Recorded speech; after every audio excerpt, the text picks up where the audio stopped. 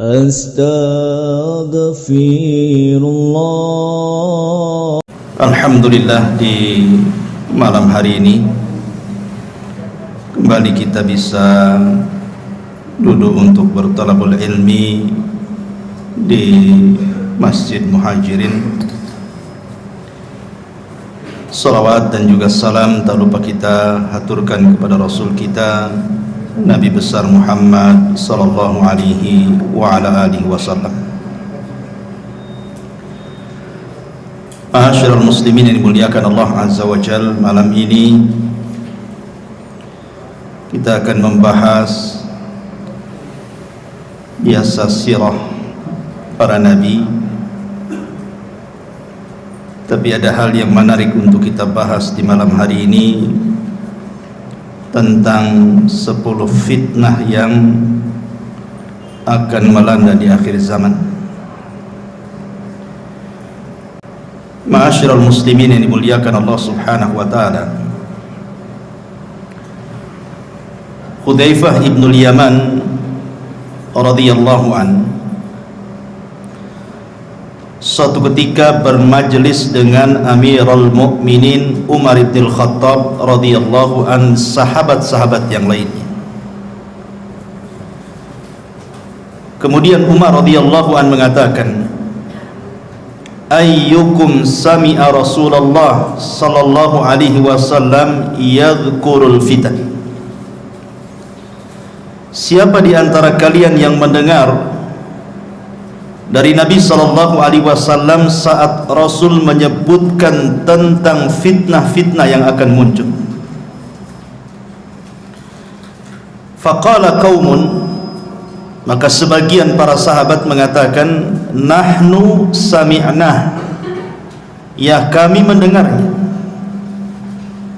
Faqala la'allakum ta'nuna fitnatar rajuli fi ahlihi wa jari. Maka Umar mengatakan, boleh jadi yang kalian sangkakan itu kalian mendengar soal fitnah seseorang, keluarga dan tetangganya. Maka sahabat yang lain mengatakan, ajal ya, tentu. Maka Umar mengatakan, tilka tukaffiruha as-salatu was-siyamu was-sadaqatu. Kalau hanya itu fitnah-fitnah yang kalian maksud, itu bisa dihapus dengan salat, puasa dan sedekah. Walakin, akan tetapi, kata Umar, yang aku tanyakan bukan itu. Ayyukum sami'an nabiyya sallallahu alaihi wasallam yadhkurul lati tamuju maujal bahri.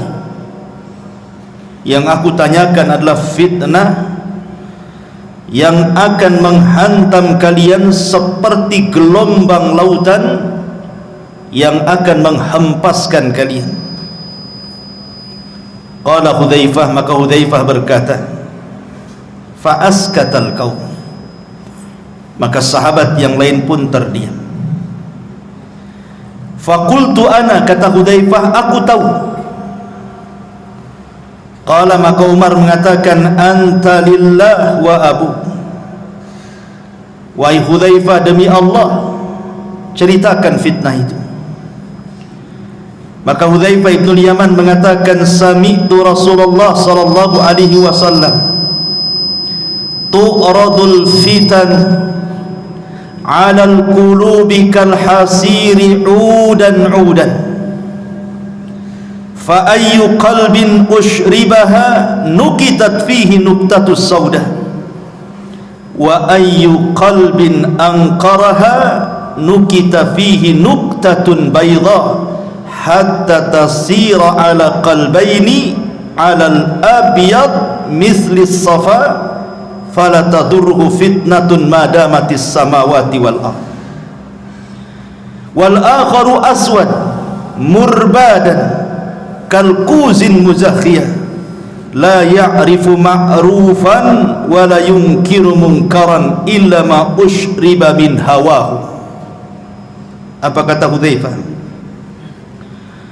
Kata Hudzaifah ibn al-Yaman radhiyallahu anhu, dia mengatakan, fitnah akan dihamparkan ke hati-hati setiap manusia seperti tikar dihamparkan sehelai demi sehelai. Maka hati mana saja yang akan menyerapnya, maka akan berbekas satu titik hitam padanya. Dan hati mana saja yang mengingkarinya, maka akan berbekas titik putih di hatinya. Sehingga keadaan hati manusia menjadi dua bagian. Ada hati yang putih bersih seperti batu licin yang tidak terpengaruh oleh fitnah selama langit dan bumi tegak, tapi juga ada hati yang hitam kelam berdebu seperti cangkir yang terbalik. Akibatnya dia tidak mengenal yang ma'ruf, tidak pula mencegah yang mungkar. Dia hanya menyerap apapun yang bersumber dari hawa nafsunya. Hadis ini dikeluarkan oleh Imam Muslim dan yang lainnya. Perhatikan hadis ini, ma'asyiral muslimin yang dimuliakan Allah Subhanahu wa taala. Nabi SAW menceritakan lewat lisan Hudzaifah Ibnul Yaman yang mendengar langsung dari Nabi, bahwa nanti fitnah itu akan dihamparkan di tengah-tengah manusia seperti tikar yang dihamparkan berhelai-helai. Kemudian kata Hudzaifah Ibnul Yaman, beliau mengatakan, fa ayyu qalbin usyribaha, siapapun yang kemudian punya hati dan menyerap fitnah itu, maka hatinya akan diletakkan titik hitam. Siapapun yang mengingkari fitnah itu, maka Allah akan letakkan titik putih di hatinya. Di sini Nabi SAW mengisyaratkan bahwa di akhir zaman akan banyak fitnah yang muncul, dan fitnah itu mengotori hati setiap manusia kecuali orang-orang yang Allah rahmati. Kenapa di sini Nabi SAW bicara soal hati? Karena masuknya fitnah itu dari hati. Masuknya fitnah itu dari hati. Makanya Rasul bercerita tentang hati. Karena kemuliaan manusia juga ada pada hati, sebagaimana kehinaan manusia juga ada pada hatinya. Lihat ketika Allah Subhanahu wa taala bersumpah dengan wattini wazzaitun wa turi sinina wa hadzal baladil amin. Allah bersumpah dengan apa? Dengan dua buah. Yang pertama tin dan zaitun. Yang kedua bersumpah dengan dua tempat, Tur, maksudnya bukit Tur di mana Musa mendapatkan Taurat, wa hadzal baladil amin, dan juga dengan Mekah. Apa kaitannya dua tempat dengan dua buah itu? Bukit Tur adalah bukit yang sangat suci, makanya Allah katakan muqaddasi Tuhan, bukit yang disucikan. Dan Mekah juga negeri yang disucikan oleh Allah Azza wa Jalla. Lalu apa kaitannya dengan tin dan zaitun?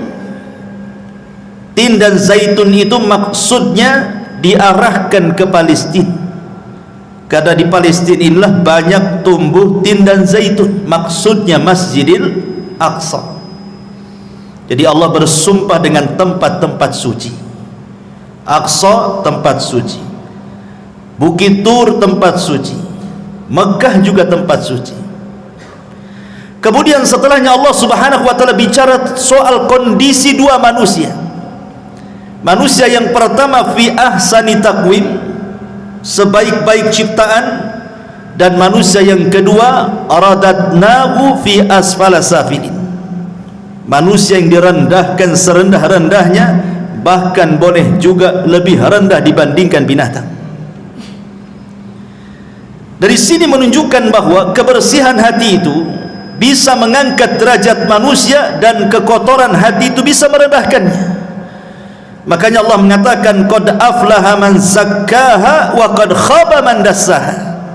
Sungguh beruntung orang-orang yang membersihkan hati, dan sungguh rugi dan tidak beruntung orang-orang yang mengotorinya. Ma'asyiral muslimin yang dimuliakan Allah Subhanahu wa taala, dari sini kita bertolak bahwa nanti di akhir zaman hati kita akan diuji dengan berbagai macam fitnah.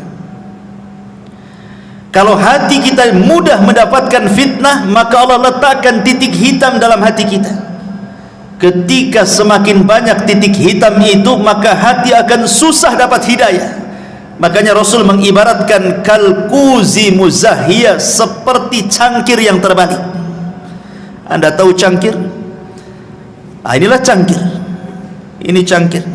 Kalau dibalik, maka tidak akan ada lubang di belakangnya. Walaupun kita isi air cangkir yang terbalik itu, air tidak akan pernah masuk ke dalam cangkir itu. Begitulah hati yang hitam, dimasuki hidayah dia tidak akan masuk. Dia tidak mengenal yang ma'ruf, mereka justru malah kenal dengan yang mungkar. Setiap yang disuruh oleh hawa nafsunya dia terima. Dari sini ma'asyiral muslimin yang dimuliakan Allah Azza wa Jalla, manusia akan diuji dengan berbagai macam fitnah. Maka malam ini kita akan bicara tentang 10 fitnah akhir zaman. Ma'asyiral muslimin yang dimuliakan Allah Azza wa Jalla, sebelumnya kita akan membahas satu hadis dari Abi Hurairah radhiyallahu anhu. Nabi sallallahu alaihi wasallam bersabda, "Badiru bil a'mali fitanan kakita'il lailil mudlim. Yusbihu ar-rajulu fiha mu'minan wa yumsi kafira, wa yumsi mu'minan wa yusbihu kafira, yabi'u dinahu bi aradin minad dunya." Dari Abu Hurairah radhiyallahu anhu, Rasul bersabda, "Bersegeralah kalian memperbanyak amal saleh sebelum datang fitnah seperti penggalan gelap di malam hari." Di mana ada seseorang nanti di akhir zaman, paginya dia beriman, sorenya sudah kafir. Sorenya beriman, paginya pula dia kafir, karena menjual agamanya dengan kehinaan dunianya. Para ulama menyebutkan 3 faedah dari hadis ini. Pertama, hadis ini memberikan motivasi kepada kita agar bersegera untuk banyak-banyak beramal saleh sebelum datang waktu di mana kita tidak mampu beramal lagi. Di sini ada faedah agar kita segera beramal saleh sebelum datang waktu kita tidak bisa melakukannya. Makanya Nabi SAW dalam hadis yang lain mengatakan apa? Badiru bil a'mali sab'an. Bersegeralah kalian sebelum datang 7 perkara. Hal tantadiruna illa faqran munsiyah, au ghinan mutghiyah, au maradan mufsidah, au haraman mufannida, au mautan mujhiza, au dajjal fasyarru ghaibin yuntadhar, au sa'atu was-sa'atu adha wa amar. Kata Nabi SAW, beramallah kalian, bersegera beramal sebelum datang 7 perkara. Yang pertama, kefakiran yang melupakan, kefakiran yang menjadikan lupa kepada Allah karena sibuk mencari dunia, lupa pula dengan ibadah. Atau kalau dia selamat dari kefakiran, belum tentu selamat dari kekayaan yang melampaui batas, karena kekayaan itu bisa melupakan orang. Okelah dia selamat, dia kaya, dia pun taat kepada Allah Azza wa Jalla, belum tentu selamat dari yang ketiga, maradan mufsidah, sakit yang membuat dia terduduk tidak bisa beramal. Kaya tapi tidak bisa sholat ke masjid, sakit. Kaya tapi tidak bisa dia bersilaturahim karena tidak bisa bergerak. Oke, dia selamat dari sakit, belum tentu selamat dari yang keempat, haraman mufannida, pikun, pikun yang melupakan segalanya. Oke, dia selamat dari pikun, tapi dia tidak selamat dari yang kelimanya, mautan mujahiza, mati mendadak, ketabrak, jatuh, mati mendadak. Atau mungkin dia selamat dari kematian mendadak, Bisa jadi yang keenam, atau dia mendapatkan Dajjal, dan Dajjallah seburuk-buruk fitnah yang tersembunyi yang ditunggu oleh setiap manusia. Oke, dia selamat dari Dajjal, dia tidak selamat dari kiamat. Ini 7 perkara. Kata Rasul, bersegera beramal soleh sebelum datang 7 perkara ini. Kemudian faedah yang kedua dari hadis ini memberikan satu isyarat bahwa di akhir zaman nanti akan banyak terjadi berbagai macam fitnah, di mana datangnya fitnah ini beruntun. Belum selesai yang ini, datang yang itu. Belum selesai yang itu, datang yang lainnya pula. Makanya Nabi SAW juga mengatakan, badiru bil a'mali sittan, bersegeralah kalian untuk beramal soleh sebelum datang 6 perkara. Imaratus sufaha, munculnya para pemimpin-pemimpin jahil yang merusak agama dan dunia. Kasratus syurat, banyaknya keamanan negara karena banyak kerusuhan di mana-mana. Wa bai'ul hukmi, jual beli hukum di pengadilan, membayar pengacara, membayar saksi, menyogok hakim. Istighfafan biddima, murahnya sebuah darah, pembunuhan mudah sekali, seolah-olah yang membunuh tidak tahu kenapa dia bisa membunuh, yang dibunuh makin bingung kenapa bisa dibunuh. Au qati'atir rahim, banyaknya orang memutus silaturahim.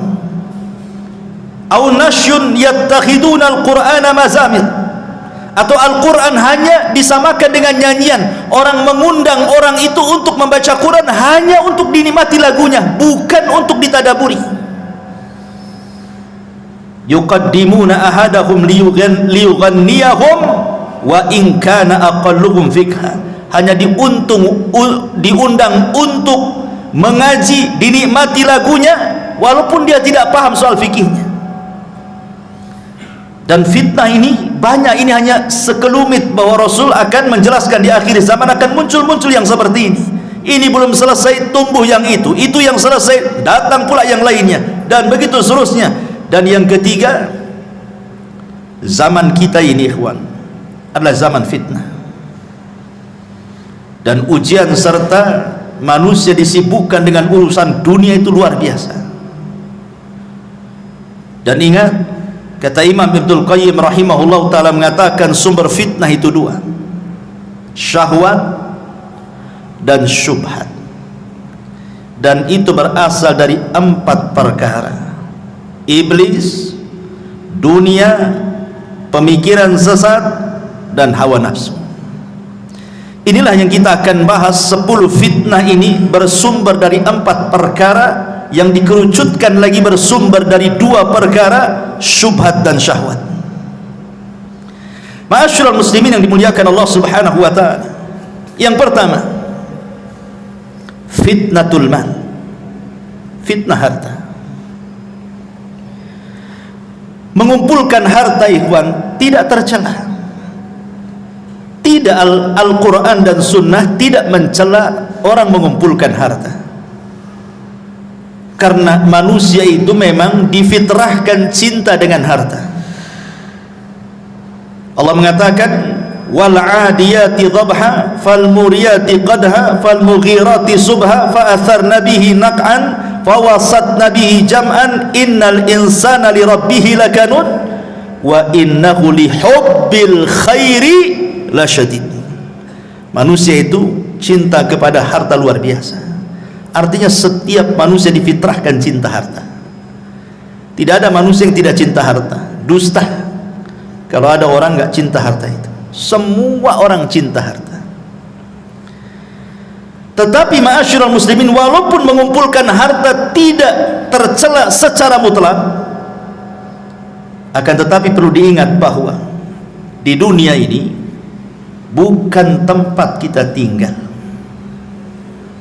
Artinya kalau ada orang dari muda sampai tua hartanya banyak, sampai mampu kembali apa saja yang ia kehendaki, tetap saja dunia itu pendek bagi dia. ada masanya dia meninggalkan harta itu. Makanya Abdullah ibn Abbas radhiyallahu anhu mengatakan, "Lau anna libni Adam wadiyan min dhahabin ahabbu an yakuna lahu wadiyani walan yamla'u fahu illa turab wa yatubullahu ala man tab." Kalaulah anak Adam ini meminta satu lembah emas dan Allah berikan, pasti dia berkehendak untuk mendapatkan lembah-lembah emas yang lainnya. Itulah fitrah manusia. Ada orang yang berkeinginan, saya kalau sudah punya rumah, punya kendaraan, punya ini, punya itu, sudahlah, saya akan tenang-tenang, saya akan menikmati. Rupanya tidak juga. Setelah keinginannya tercapai, rupanya makin gila lagi keinginannya. Begitulah harta, ikhwatu fiddin, muliakan Allah subhanahu wa ta'ala, menjadi fitnah bagi pemiliknya. Ma'asyiral muslimin yang dimuliakan Allah azza wa jalla, dari segi mana fitnahnya harta itu? Begini ikhwan, kenapa harta menjadi fitnah itu? Kalau orang terus mencari harta, keinginannya tercapai, rumah sudah kebeli, kendaraan sudah kebeli, dia pun mampu membuat usaha, hartanya banyak. Terkadang manusia takut kalau seandainya kekayaannya hilang. Ketika ada kekhawatiran hilang hartanya, kemudian dia berubah menjadi jahat. Makanya Allah subhanahu wa ta'ala mengatakan, wa minhum man ahadallah la in atana min fadli lanasaddaqanna wa lanakunanna minas salihin falamma atahum min fadlihi bakhilu bihi wa tawallaw wa hum mu'ridun. At-Taubah 75-76. Ada di antara manusia yang berjanji kepada Allah subhanahu wa ta'ala, kalau Allah memberikan kepadaku harta yang banyak, aku akan sedekah, aku akan menjadi orang baik. Ketika Allah berikan betul-betul harta itu, apa yang terjadi? Bakhilu bihi, dia pun menjadi orang yang paling bakhil. Kemudian watawallaw wa hum mu'ridun, dia pun berpaling dan tidak mau dekat dengan Allah subhanahu wa ta'ala. Disitulah letak fitnahnya. Orang kalau sudah kemudian punya harta, takut pula dia kehilangan harta. Karena dia takut kehilangan harta, bukan dia yang kuasai harta, harta pula menguasai dia. Disitulah bahayanya. Makanya ketika Allah subhanahu wa ta'ala menguji kita dengan zakat dan sedekah, perhatikan, terkadang kita harus memberi zakat dan sedekah kita ini kepada orang yang tidak ada kait mengait dengan usaha kita. Orang yang kita kasih itu terkadang dia tidak membantu usaha kita, bahkan mungkin gak kenal kita dengan dia, tapi kita dituntut memberinya, padahal dia tidak punya andil dengan kekayaan kita. Itu ujian harta namanya. Bisa kita memberi kepada orang yang tidak kenal dengan kita. Lain kalau seandainya kita memberi pekerja dalam usaha kita, wajar karena dia andil dalam usaha kita. Ini orang nggak pernah kerja sama kita, nggak pernah memberi modal sama kita, kenal pun tidak, tahu-tahu menjulurkan tangannya minta sedekah dari kita. Di sini diuji oleh Allah, mau memberi atau tidak. Disinilah fitnah harta itu muncul. Makanya Qarun adalah orang yang paling dekat dengan Nabi Musa, ahli dan pakar Taurat. Ketika membaca Taurat paling indah suaranya, orang suka dengan Qarun. Itu lagi miskin-miskinnya. Setelah dibentangkan kekayaan kepada Qarun, mulailah dia jahat. Kalla innal insana la yatgha an ra'ahu istaghna. Sekali-kali jangan begitu. Terkadang ketika Allah bentangkan kehidupan dunia, melampaui batas pula anda. Ketika Nabi Musa disyariatkan zakat, kemudian menyuruh orang untuk mengambil zakat dari Qarun, apa kata Qarun? Innama utituhu ala ilmin indi. Enak saja kau datang ngambil zakat dariku, sementara kekayaanku ini hasil jerih payahku, lelah letih aku mencarinya. Qarun menjadi bakhil. Ma'asyiral muslimin yang dimuliakan Allah azza wa jalla, inilah fitnah harta yang sangat bahaya. Makanya Rasul mengatakan, likulli ummatin fitnah wa fitnatu ummatil mal. Setiap umat itu ada fitnahnya, dan fitnah umatku adalah harta, kata Nabi sallallahu alaihi wasallam. Ma'asyiral muslimin yang dimuliakan Allah Subhanahu wa taala. Apalagi kalau kita lihat di zaman sekarang ini, zaman globalisasi, zaman di mana orang mampu mengakses yang jauh menjadi dekat. Tontonan setiap hari kita bisa lihat di televisi, YouTube dan semua media-media massa. Lihat yang dipertontonkan di hadapan kita. Terkadang sinetron-sinetron, film-film, semua bicara kemegahan. Konten-konten YouTube hanya bicara soal rumah megah, kendaraan megah, tanah luas, macam-macam. Sementara yang nonton itu orang-orang miskin, orang-orang susah. Kebayang dia kepengen seperti itu. Tengok tetangga rumahnya makin besar, kebayang kapan saya seperti dia. Akhirnya ketika itu bayangannya lupa dengan yang di atas, karena dia ingin mengejar hayalannya. Di situ fitnahnya. Ma'asyiral muslimin yang dimuliakan Allah Subhanahu wa taala. Padahal kalau kita melihat hakikat harta, kata ulama, at-tajmi' wa tafriq. Harta itu sebenarnya hanya dikumpul-kumpul, habis itu ditinggal. Coba lihat orang-orang yang kaya miliarder itu, triliunan uangnya itu, kekayaannya masih numpuk di atas bumi, dia pula sudah pulang ke bawah bumi. Siapa yang menikmati itu? Dia lelah mencari harta, lelah berkeringat dari muda sampai tua jadi orang kaya, habis itu terkena penyakit, mati. Dia belum sempat menikmati kekayaannya. Siapa yang menikmati? Ahli warisnya. Terkadang ahli warisnya tidak bersyukur dengan kekayaan ditinggalkan orang tuanya. Tidak ada pun dia bersedekah untuk orang tua yang sudah mewariskan hartanya, kan? Itulah fitnah harta di sini. Tajmi wa tafriq. Ini yang pertama.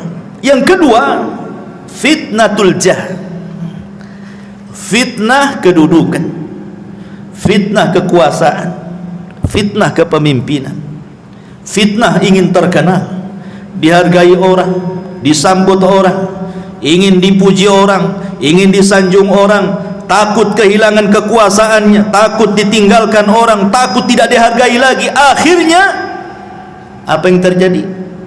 Dia pun tagha, persis seperti Firaun, tagha melampaui batas.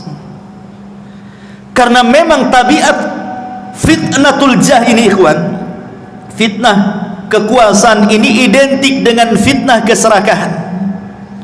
Orang kalau sudah berkuasa, dia tidak mau jatuh lagi, karena sudah enak duduk di kursi, tak mungkin dia pula duduk di lantai. Sehingga dengan daya upaya dia akan mempertahankan itu. Lalu fitnahnya di mana? Fitnahnya di sini, ketika dia berpikir akan jatuh, dia sudah terbayang itu. Sudah tidak ada lagi acara-acara resmi kerajaan, pemerintah, tidak ada lagi sambutan-sambutan, tidak ada lagi sanjungan-sanjungan, tidak ada lagi pujian-pujian, tidak ada lagi, semuanya halaka anni sultaniyah, hilang kekuasaannya. Umar bin Abdul Aziz rahimahullahu ta'ala, ketika dia sedang sakit parah, dia minta dipapah ke kuburan.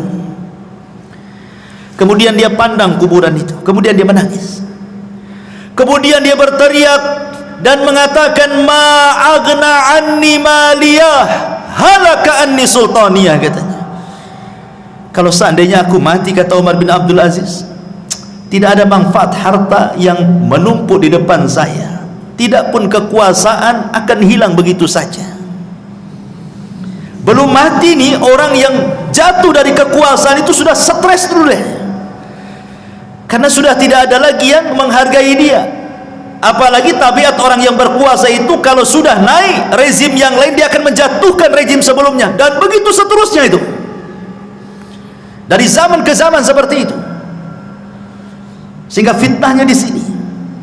Akhirnya kemudian menghalalkan segala cara, yang penting naik ke sana, mau sikut kiri sikut kanan, mau menzalimi orang, mengambil hak orang, nggak peduli dia, yang penting aman kedudukannya. Ini fitnah, ini luar biasa.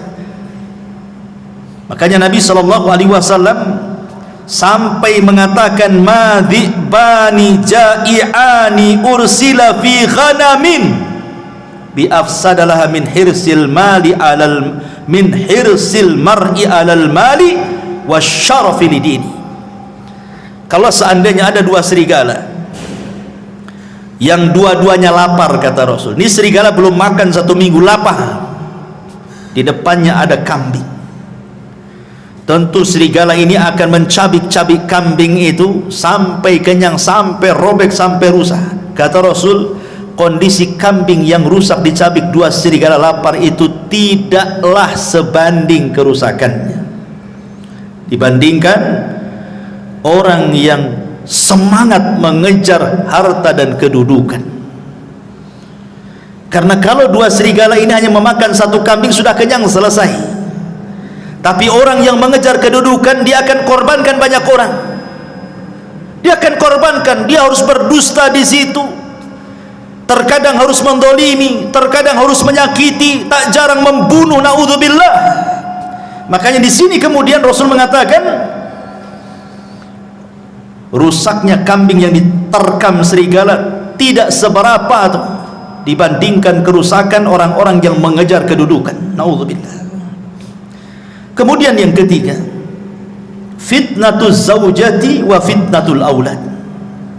Fitnah pasangan hidup dan juga anak-anak. Di zaman Nabi SAW ada seorang sahabat yang ketika hendak hijrah ke Mekah, ke Madinah dari Mekah, dilarang sama istri dan anak-anaknya. Tidak boleh hijrah, masa kita akan tinggalkan tempat kelahiran kita. Akhirnya sahabat ini tak jadi hijrah karena dihalangi oleh keluarganya, digandoli oleh istri dan anak-anaknya. Tidak usahlah ikut-ikut hijrah ke Madinah itu, kita sudah enak hidup di Mekah, kalau kita ke Madinah mau tinggal di mana, bla bla bla bla, macam-macam mengeluh keluarganya. Tak jadi dia hijrah. Sudah bertahun-tahun, akhirnya adalah kesempatan dia menyadarkan istrinya, mau pula istri dan anaknya hijrah. Sampai di kota Madinah, dia merasa cemburu dengan kawan-kawannya yang dari awal sudah hijrah duluan. Mereka sudah menjadi alim ulama karena sudah bertahun-tahun belajar dengan Nabi SAW. Sebagian mereka sudah sukses dari segi dunia seperti Abdurrahman bin Auf, Utsman bin Affan, Abu Bakar dan yang lainnya. Dan mereka bertahun-tahun dekat dengan Nabi SAW. Menyesallah dia, kenapa dia kemudian tidak hijrah bersama para sahabat sebelumnya. Coba kalau seandainya dia hijrah bersama para sahabat di awal hijrah, tentu aku pun meraih seperti yang apa yang mereka raih, katanya. Marah sama anak dan istrinya, gara-gara engkau mungkin bahasa kitanya. Coba kalau dulu kalian tidak melarang saya hijrah, tentu aku tidak seperti ini, katanya. Ketika itu turun ayat surah At-Taghabun ayat 14 kepada sahabat ini. Ya ayyuhalladzina amanu inna min azwajikum wa auladikum aduwwan lakum fahdaruhum. Hai orang-orang yang beriman, sesungguhnya istri-istri kalian, anak-anak kalian terkadang menjadi musuh kalian. Fahdharu, hati-hati. Lihat, sahabat ini tidak jadi hijrah gara-gara apa? Digandoli anak istrinya, kan? Jadi musuh. Baik musuh secara ideologi atau musuh secara fisik. Musuh secara ideologi boleh jadi mungkin suaminya mau sedekah, ditahan sama istrinya, bang, janganlah sedekah, beli mobil, beli ini, beli itu, tak jadi dia. Anaknya kepengen ini, kepengen itu, tak jadi dia. Terkadang kebutuhan keluarga sudah dicukupi sebenarnya, bahkan lebih dari kecukupannya. Terkadang istri melarang kita untuk menginfakkan harta kita, padahal kita yang cari. Terkadang anak-anak juga demikian. Itu secara ideologi itu. Secara fisik ya sudah, naudzubillah, banyak kita lihat di YouTube ada anak membunuh orang tuanya. Entah apa salah orang tuanya, kenapa sampai dibunuhnya. Akhirnya ketika sahabat ini mau marah kepada keluarganya ini, maka Allah Subhanahu wa taala katakan, wa in ta'fu wa tasfahu wa taghfiru fa innallaha ghafurun. Kalau engkau maafkan anak istrimu, kau berlapang dada, kau ampunilah kesalahan mereka, Allah zat yang maha pengampun lagi maha pengasih. Akhirnya dimaafkan. Ya sudahlah, sudah kadong begitu bahasa kitanya. Lihat, karena begini ikhwan, fitnah istri dan anak-anak itu terkadang kita ini mencintai Allah dan Rasulnya. Kita orang Islam pasti kita cinta dengan Allah, cinta dengan Rasulnya. Tapi terkadang kecintaan kita kepada Allah dan kepada Rasulnya ini tidak lebih besar dibandingkan kecintaan kita kepada istri dan anak kita. Itu masalahnya. Buktinya saja, ada orang kepala rumah tangga lah, anaknya tertidur di waktu subuh. Mungkin anak itu baru safar dari mana gitu, sudah besar anak itu. Kemudian malamnya ngobrol sampai kemudian dia baru 1 jam subuh baru tidur. Kemudian bapaknya ingin bangunkan anak itu sholat subuh. Apa kata istrinya? Janganlah pak, kata. Anak itu baru datang capek, baru 1 jam dia tidur, biarkanlah dia tidur, kata. Akhirnya kemudian suaminya sholat subuh sendiri, anaknya ngorok sampai terbit matahari. Kenapa orang tua ini membiarkan anaknya seperti itu? Karena sayangnya dia kepada istrinya dan sayangnya kepada anaknya. Itu di dunia. Di akhirat dia tidak sadar anak itu yang menyeret dia ke neraka. Ma'asyiral muslimin yang dimuliakan Allah Azza wa Jalla. Terkadang kita bapak-bapak ini dibuat durhaka dengan orang tua gara-gara istri. Banyak laki-laki yang durhaka dengan orang tua gara-gara istrinya kan? Padahal hak kita kepada orang tua itu porsinya lebih besar dibandingkan hak kita kepada istri kita. Kalau seandainya ada uang 1 juta, kemudian di situ ada 2 orang, 1 orang tua, 1 istri, kemana uang ini saya sedekahkan? Kata Rasul, Allah berfirman, yas'alunaka madza yunfiqun, qul ma anfaqtum min khairin falil walidaini. Mereka bertanya-tanya kepadamu, wahai Muhammad, kalau saya punya uang kemana saya sedekahkan? Maka katakan ya Muhammad, kata Allah, sebaik-baik sedekah itu berikan kepada orang tua. Tetapi berapa banyak istri yang mempengaruhi kita, akhirnya kita durhaka dengan orang tua kan? Sampai ada seseorang itu curhat dengan saya, menangis nih seorang suami, karena dia lelah bekerja, dia harus sembunyi-sembunyi loh itu nyisipkan uang gajinya, karena setiap gajian langsung disambar istrinya. Jadi sisihkan sedikit-sedikit hanya untuk mengirim orang tuanya. Nangis dia. Kenapa harus izin sama istrinya? Dia yang cari kerja. Tidak boleh seorang suami seperti itu, dan tidak pun layak istri seperti itu. Masa kemudian suami disudurhaka dengan orang tuanya? Itulah kadang-kadang fitnah istri seperti itu kan. Atau lebih daripada itu, dibuatnya kita ini memutus silaturahim dengan kerabat. Setiap mau ngirim, mau ngasih bantuan, istri pula tak boleh kan. Akhirnya terputuslah silaturahim. Naudzubillah. Terkadang juga bisa bertengkar dengan tetangga lo gara-gara istri dan anak-anak kan Pak ya. Padahal yang salah anak kita sebenarnya. Kalau kita mau meneliti kasusnya, yang salah itu anak. Tapi kita kadang orang tua terpengaruh dengan sayangnya kepada anak, dilabraknya tetangga. Anaknya sudah akur salaman dengan sesama anaknya, kita pula 7 turunan dendamnya tak habis-habis. Ya kan? Fitnah. Ya. Ma'asyiral muslimin yang dimuliakan Allah Subhanahu wa taala. Ini fitnah keluarga. Kemudian yang tak kalah parahnya lagi ada namanya fitnatun nisa. Ini yang keempat. Fitnah perempuan. Nabi SAW bersabda dalam hadis Muslim dan juga dikeluarkan Imam Bukhari, "Ma taraktu ba'di fitnatan adarru 'ala rijali minan nisa." Tidak ada yang aku tinggalkan setelahku fitnah yang lebih besar dibandingkan fitnah wanita. Kita lihat Adam dicipta dari apa? Dari tanah. Kalau Hawa dicipta dari siapa? Dari tulang rusuk Adam. Ahli tafsir mengatakan saat Adam tertidur, diambil tulang rusuk yang paling bengkok, yang paling atas, yang dekat dengan jantung, diambil kemudian diciptakan Hawa.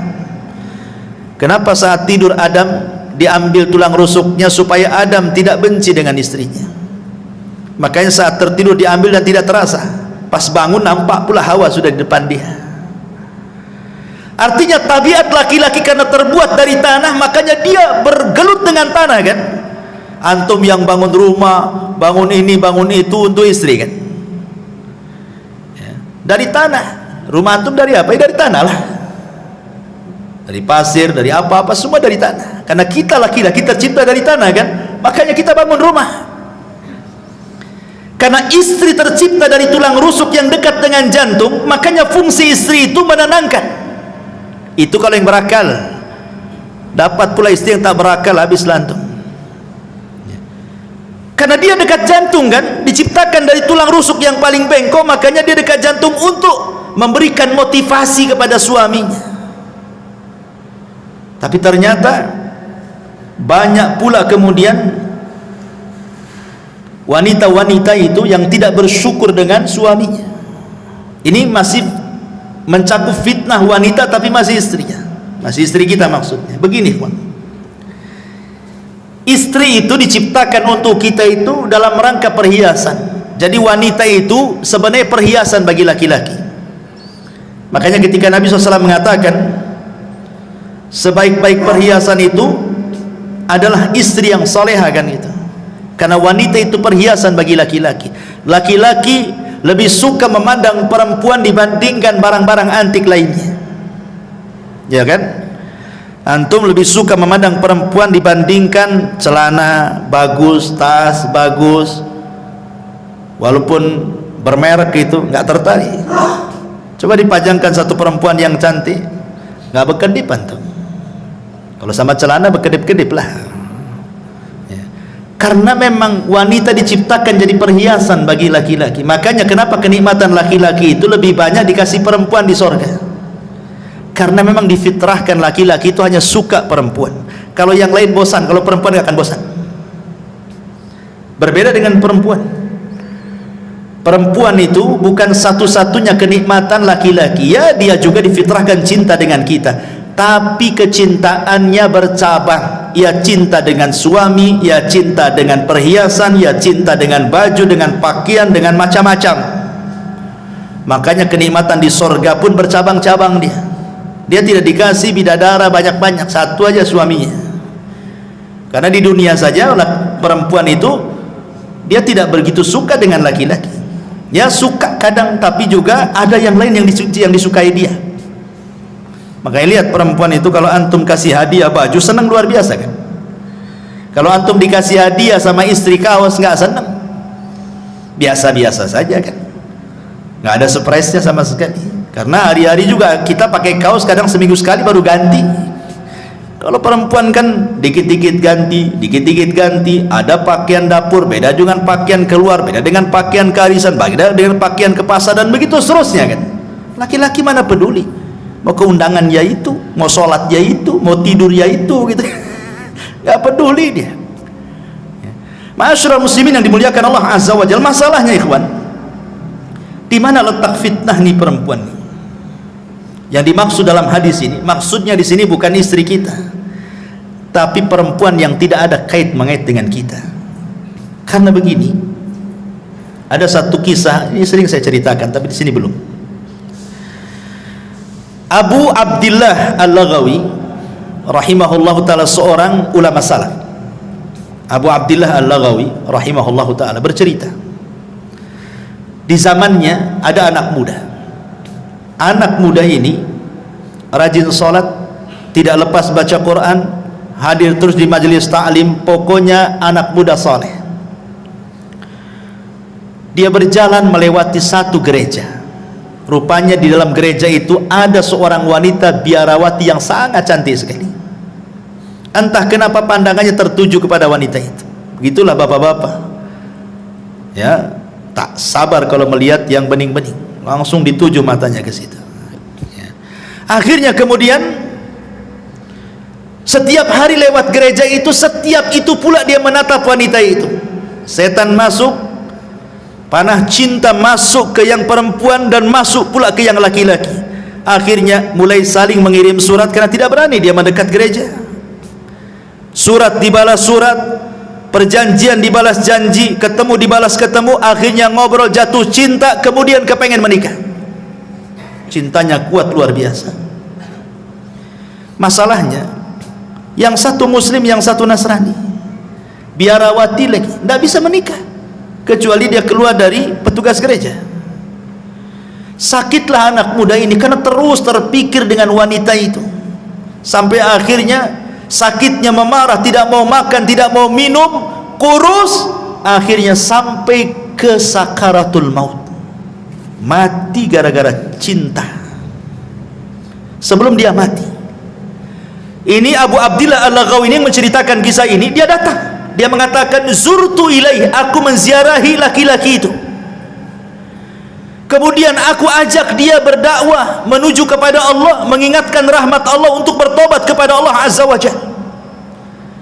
Tapi di luar pemikiran Abu Abdillah Al-Laghawi, rupanya laki-laki ini mengatakan, ya imam, kamu tahu kasusku dengan wanita itu, katanya. Aku cinta berat dengan wanita itu, katanya, dan aku tidak mungkin dipisahkan dengan wanita itu. Kalau Allah Subhanahu wa ta'ala haramkan aku tidak berjumpa di dunia, maka jangan pula Allah haramkan aku berjumpa di akhirat, katanya. Kata Imam Abu Abdillah, lalu gimana caranya? Kau akan berjumpa di akhirat? Di luar pemikiran Abu Abdillah, tiba-tiba dia mengatakan, kafartu bidini wa amantu bidiniha. Ya imam, saksikan sebelum wafatku, aku kufur dengan agamaku dan aku beriman dengan agama wanita itu, katanya. Dikiranya dengan cara seperti itu dia akan berjumpa di akhirat? La haula wala quwata illa billah. Masalah ini oleh Imam Abu Abdillah Al-Laghawi disembunyikan, tidak mau diceritakan sama orang, sampai setahun berlalu. Rupanya nasib wanita itu sama pula dengan nasib laki-laki ini. Dia kepikiran laki-laki itu, akhirnya kemudian kurus kering, tidak makan, tidak minum, sakit, sampai pun hampir sakaratul maut. Ini Abu Abdillah Al-Laghawi ini mencoba ziarah kepada wanita itu yang masih Nasrani itu, karena sakit parah memikirkan si bujang tadi. Kemudian kata Imam Abu Abdillah, masya'nuki ya fulana, ada apa dengan kamu, kenapa seperti ini? Kata wanita ini, engkau sudah tahu kasusku dengan anak muda muridmu itu, wahai imam. Aku cinta dengan dia. Janganlah Allah Subhanahu wa ta'ala pisahkan aku di akhirat. Sudahlah Allah pisahkan aku di dunia, jangan pula Allah pisahkan aku di akhirat. Kata Imam Al-Laghawi, lalu bagaimana caranya? Amantu bidinihi wa kafartu bidini. Aku beriman dengan agama dia dan aku kufur dengan agamaku. Subhanallah, terbalik-balik. Lihat, dia sudah Allah pisahkan di dunia, Allah pisahkan pula di akhirat. Nggak ketemu tuh. Di dunia sudah dipisahkan, di akhirat pun dipisahkan. Kenapa? Yang satu mukmin, yang satu kafir, kan gitu ya. Begitulah takdir, ikhwan.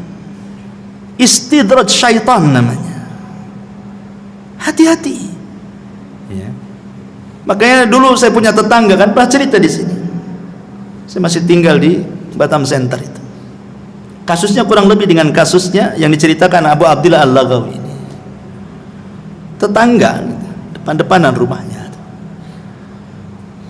Dia seorang wanita muslimah menikah dengan laki-laki Nasrani karena kaya. Akhirnya dia masuk Nasrani wanita ini, sampai punya anak banyak. Walaupun nasihati sama istri juga tak dengar juga.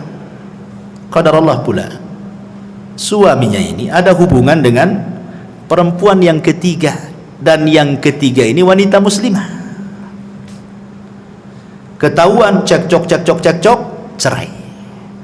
Akhirnya si laki-laki ini menikah dengan wanita muslimah, tapi syaratnya dia harus mu'alaf. Pertama, dia memurtadkan orang. Sekarang dia menikah dengan wanita muslimah, dia pula yang murtad dari agamanya masuk ke dalam Islam. Terbalik-balik dunia, ikhwan. Inilah dunia dalam berita namanya. Ya. Ma'asyiral muslimin yang dimuliakan Allah Azza, begitulah hidayah. Makanya fitnah perempuan ini sampai kepada taraf kufur. Sampai seorang ulama bercerita, dulu ada seorang hafidul Quran, betul-betul menghafal Quran, hafal Quran di kepalanya. Ketika dia ikut jihad perang melawan tentara orang-orang Nasrani, dalam Islam kan wanita tidak disuruh perang. Wanita itu ikut perang ya untuk mengobati orang yang keluka, masak dan begitu seterusnya kan dalam peperangan. Tapi maju di front terdepan itu tidak ada wanita dalam Islam seperti itu. Tapi orang-orang kafir biasa, mereka tentara wanita itu di depan. Rupanya anak muda yang hafal Quran ini digoda pula oleh salah satu tentara wanita Nasrani, diteriaki. Akhirnya entah kenapa kemudian masuk pula kesukaan laki-laki ini kepada wanita Nasrani, padahal musuh perangnya itu. Sampai dia terbayang-bayang satu malam tak bisa tidur. Kemudian dia mengintai-ngintai di manalah tenda wanita itu, padahal musuhnya tuh. Setan masuk betul pada hatinya, sampai dia datang kepada komandannya yang Nasrani itu, ditunjukkan di mana wanita itu. Tapi kata komandannya, tidak bisa, kau ini seorang muslim, kau musuhku katanya. Kata laki-laki anak muda ini, gimana caranya agar aku bisa ketemu dan kenalan dengan wanita itu? Gampang, murtad dari agamamu, jadilah kau Nasrani, kau jodohkan kau dengan dia katanya. La haula wala quwwata illa billah. Betul, akhirnya dia murtad, hafal Quran, murtad, jadi Nasrani gara-gara perempuan. Kemudian menikah. Setelah beberapa tahun berjumpalah dengan kawan-kawan yang muslim ini. Kemudian ditanya anak muda ini, ya fulan, aina Qur'anu, aina salatu, aina ibadatu, di mana Qur'anmu, di mana salatmu, di mana ibadahmu katanya. Dia mengatakan, demi Allah, sudah hilang di kepalaku kecuali hanya satu ayat. Cuma satu ayat katanya. 30 juz hilang kecuali satu ayat. Kata seorang muslim, hat ainal ayat. Kalau begitu bacakan ayat yang tinggal tersisa satu ayat itu katanya. Kemudian dia mengatakan, ma yawaddul ladzina kafaru law kanu muslimin. Apa artinya? Ma yawaddul ladzina kafaru, nanti pada hari kiamat orang-orang kafir itu yawaddu, berkeinginan kalau mereka menjadi seorang muslim. Itu pula yang diingat ayatnya. Subhanallah. Itu kan nyindir dia, bodoh itu bahasanya kan itu. Nanti pada hari kiamat orang-orang kafir itu kepengen mereka jadi Islam, kok kamu pula jadi Nasrani, gitu maksudnya. Itu pula yang dihafalnya itu. Makanya dahulu ada seorang alimin ulama ahli sunnah namanya Imran ibn Hittan. Ini seorang ulama tabi'in yang menceritakan Muhammad ibn Sirin, seorang alimin ulama tabi'in. Imran ibn Hittan ini seorang pakar hadis, pakar tafsir, pakar syair dan macam-macam ilmu, sampai dijuluki ulama hadis di zaman itu.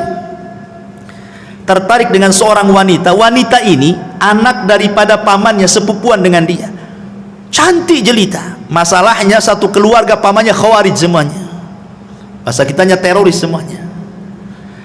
Dinasihatilah oleh kawan-kawan, ya Imran, jangan menikah dengan dia, nanti kau keseret dengan khawarij katanya. Kata Imran bin Hittan, nah tidak, nggak mungkin. Aku sudah kokoh dengan akidah ahli sunnahku, nggak mungkin aku masuk khawarij. Dinasihati tak bisa. Nikah pula dia, betul-betul melamar wanita anak pamannya. Subhanallah, dengan seiringnya waktu tahun berlalu, rupanya dia terpengaruh dengan khawarij, jadilah tokoh khawarij dia. Jangan sangka kita ini sudah punya iman, punya Islam, dekat-dekat dengan syubhat, itu jangan. Nabi saja mengkhawatirkan Umar dengan agamanya saat memegang lembaran Taurat. Apa kata Rasul? Ya Umar, amutahawikun anta ya ibnal Khattab. Umar, kau sudah bingung ya dengan agamamu, ngapain kau bawa lembaran-lembaran Taurat tuh? Buang, kata Rasulullah. Amutahawikun anta ya ibnal Khattab, laqad taraktukum 'alal bayda lailuha kanahariha la yazigu anha ila hali, kata Rasul. Aku lo tinggalkan Islam ini terang benerang, malamnya seperti siangnya, yang tidak berpaling kecuali hancur. Kau pula bawa lembaran Taurat, buang wahai Umar. Dibuang sama Umar. Sekelas Umar dikhawatirkan agamanya sama Nabi. Siapa yang bisa membandingi Umar bin Khattab dengan kita, yang kalau dia satu jalan dengan setan, setannya yang kabur? Yang kata Nabi SAW, kebenaran yajri ala lisanihi wa qalbi, berjalan di lisan dan hatinya, yang dikatakan Nabi SAW setiap umat itu ada mulham, dan mulhamnya umat ila Umar bin Khattab, setiap pendapatnya turun wahyu, tapi masih dikhawatirkan agamanya sama Nabi kan. Jangan macam-macam dengan syubhat dan syahwat itu. Ma'asyiral muslimin yang dimuliakan Allah Azza wa Jalla, ini fitnah yang keempat, fitnah an-nisa. Fitnah yang kelima, fitnatul at-tughyan wa dhulmi. Fitnah banyaknya kezaliman, banyaknya keangkara-murkaan yang timbul dari kebijakan pemerintah yang zalim. Kita bisa rasakan bagaimana ketika ada kebijakan-kebijakan yang tidak pro rakyat kan. Pamannya ini naik, itu naik, ini naik, itu naik, semua rakyat menjerit kan. Itu fitnah, bagian daripada fitnah. Tetapi walaupun demikian, kata Nabi SAW, isbiru, sabar. Sabar, kata Rasul. Selama para pemimpin itu masih sholat, masih menampakkan Islamnya, sabar. Kecuali mereka sudah kufrun bawahan indakum minallahi burhan, kata Rasul. Kalau dia sudah kufur dan ada bukti kekufurannya, boleh kita berontak. Tapi kalau dia masih nampak sholat, pakaiannya juga masih Islam, masih pakai peci, masih nampak sholat di masjid, kita sabar. Kita doakan mudah-mudahan semakin baik, semakin baik, semakin baik. Karena ini fitnah masalahnya. Karena dampaknya kebijakan-kebijakan itu ke ekonomi. Ekonomi dampaknya kepada kefakiran. Kefakiran dampaknya kekufuran, kejahatan. Lihat salah satu dampak kenapa orang jadi teroris, salah satunya faktor ekonomi. Orang berpindah agama, salah satunya faktor ekonomi. Orang bisa jahat jadi merampok, membunuh gara-gara ekonomi. Ya kan? Fitnah. Ya, makanya kita bersabar kepada Allah Azza wa Jalla, terus bersabar. Minta kepada Allah Subhanahu wa taala supaya diperbaiki semuanya. Karena mencaci itu tidak solusi masalahnya. Ini juga fitnah, dan itu akan muncul dan akan terus muncul. Kemudian yang keenam, fitnatut tafarruq wal ikhtilaf wa tahazzub. Banyaknya perselisihan antar sesama kita aja berselisih, padahal bahaya. Dulu Imam Bukhari meriwayatkan begini. Jadi Nabi SAW baru saja turun wahyu, diberitahu tentang tanggal Lailatul Qadar. Jadi turun wahyu memberitahu tanggal dan malam Lailatul Qadar itu. Pamannya turun wahyu tanggal 27 atau tanggal 29 gitu ya. Rasul sudah ada tuh di otaknya itu, karena turun wahyu diberitahu tuh tanggalnya. Senanglah Rasul itu, kepengen memberitahu sahabat tentang malam apa Lailatul Qadar dan tanggal berapa gitu. Akhirnya keluar rumah, ingin kasih tahu, maksudnya saking senangnya Rasulullah. Di tengah jalan ada dua sahabat bertengkar, melengking-lengking suaranya, saling mengotot keduanya. Akhirnya Nabi SAW sibuklah melerai dua orang ini sampai dilupakan tanggal dan malam Lailatul Qadar itu, karena sibuk ini.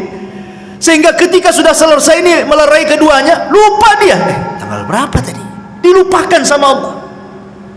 Dari sini menunjukkan ikhwatu fiddin bahwa perselisihan itu sebab mahkul khair wal barakah, diangkatnya kebaikan dan keberkahan sebab perselisihan ini.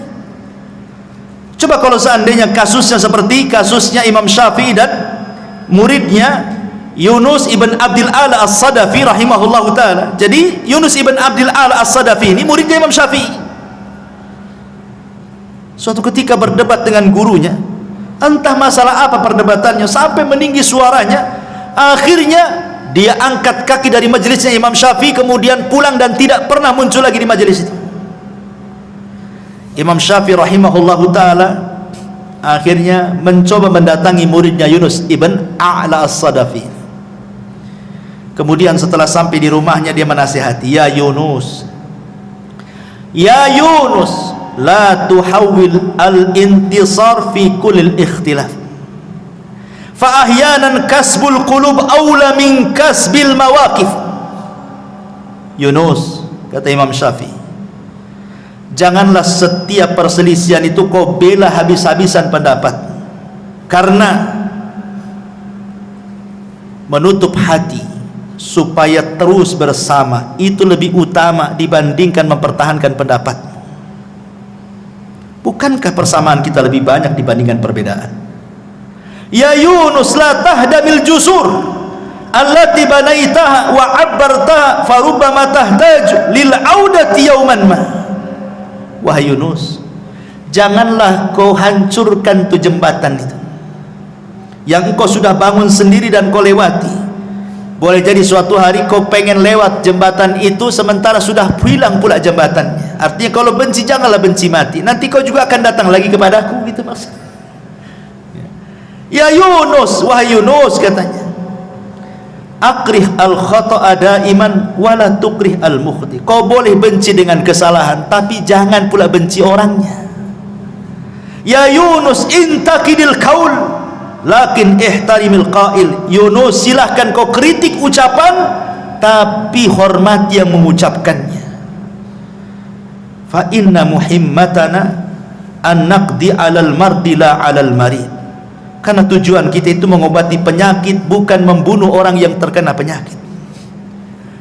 Maksudnya Imam Syafi'i ingin mengajarkan kepada kita, selama perselisihan itu bukan perselisihan yang boleh jadi mungkin kita keluar dari Islam, sesat akidah kita, ini masih masalah furu sesama kita, terkadang luar biasa. Jangankan lagi sesama murid-murid, ustad-ustadnya pun dijauhi. Kadang-kadang ada orang seperti itu. Tak apa masalahnya. Dan itu terkadang dimunculkan karena fanatik buta kepada tokohnya, kemudian tidak mau tokoh yang lainnya, dan itu bahaya. Dan ini adalah fitnah ikhtilaf ini sangat bahaya sekali, karena akan melemahkan kaum muslimin dan akan bercerai-berai, tidak ada lagi kekuatan. Kemudian yang nomor 7, fitnatu a'immatil mudillin. Fitnah munculnya para duat yang menyesatkan manusia. Kata Rasulullah sallallahu alaihi wasallam, innama akhwafa ma akhafu alaikum al-munafiqu alimul lisan. Sesuatu yang paling aku khawatirkan, kata Rasul, sesuatu yang paling aku takutkan, kata Rasul, munculnya para munafik yang lihai cara berbicara, pandai berdiplomasi, ngomongnya luar biasa, tapi isinya kesesatan semuanya. Makanya kita kadang-kadang lihat YouTube kan, banyak kali jadi ustad-ustad dadakan itu, macam-macam itu seruannya. Sampai saya pernah ceritakan kan, ada seorang dai di Malaysia itu sampai mengklaim dia bisa menyelamatkan murid-muridnya dari neraka kan. Masuklah ke jamaah saya, kalau kalian masuk neraka akan kulempar serbanku, tinggal tangkap ku masukkan ku ke surga. Katanya enak kali masuk surga, ada jaminan pula masuk jamaah dia. Ini multi level marketing atau ajaran Islam ini ya, mau cari-cari banyak orang. Bukan begitu ya, bukan semudah orang itu naik surga. Naik surga itu darajat, naik susah. Kalau nerakanya darokat, tinggal jegur saja. Gak perlu belajar masuk neraka itu, gak perlu sekolah tinggi-tinggi, beli saja minum khamar, minum masuk neraka. Ma'asyiral muslimin yang dimuliakan Allah Azza wa Jalla. Kemudian juga karena waktu juga, yang ke-8, fitnatul qatli, fitnah pembunuhan yang disebut dengan al-haraj. Orang mudah membunuh. Di zaman sekarang orang mudah membunuh. Kata Nabi SAW, al-qatil la yadri fima qatal wal maqtulu la yadri fima qutil. Orang yang membunuh bingung kenapa dia bisa membunuh, orang yang dibunuh pula bingung kenapa pula bisa dibunuh. Enggak jelas alasannya, main bunuh-bunuhan begitu saja. Gara-gara waris, ya kan?